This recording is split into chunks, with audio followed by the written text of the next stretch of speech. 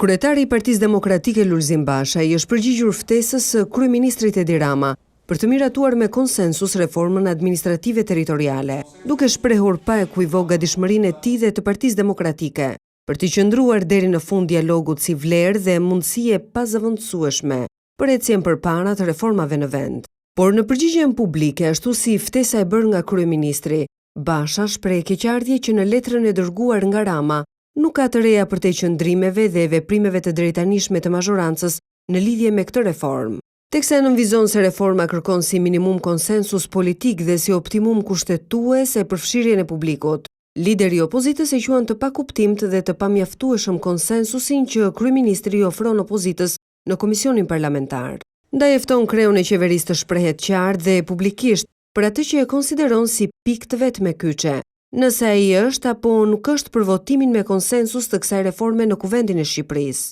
Basha sqaron se konsensusi ka kuptim vetëm kur finalizohet me votim në sallën e Kuvendit, teksa thotë se në thelb të letrës së Ramës qëndron fakti se mazhoranca e fton opozitën për të hartuar me konsensus në komision, por për të votuar sipas numrave në Kuvend, i ofron asaj vitrinën e konsensusit, por jo vetë konsensusin, pasi atë që i jep me dorën e komisionit mund t'ja marrë me dorën e Kuvendit. Kryetari i Partisë Demokratike e quan këtë jo më shumë se sa një teatr politik kundër interesit dhe të drejtës së qytetarëve për një reformë konsensuale. Ndaj thotë se opozita është e distancuar nga skena të tilla. Ai kujton gjithashtu kryeministrit se reforma territoriale është mbi të gjitha reformë e fuqizimit të demokracisë dhe qeverisjes vendore, si dhe për afrimit të saj me standardet europiane. Për këtë arsye shpreh trishtimin se sjellja e saj në rend të ditës përkon me bllokimin e shumëfisht dhe të përsëritur të pushtetit vendor nga qeveria, dhe se dhunimi dhe kthimi prapa i autonomisë vendore në Shqipërinë e sotme komprometon rënd dhe vën në dyshim tundimin dhe qëllimin e shumicës për të miratuar në mënyrë të njanshme këtë reformë.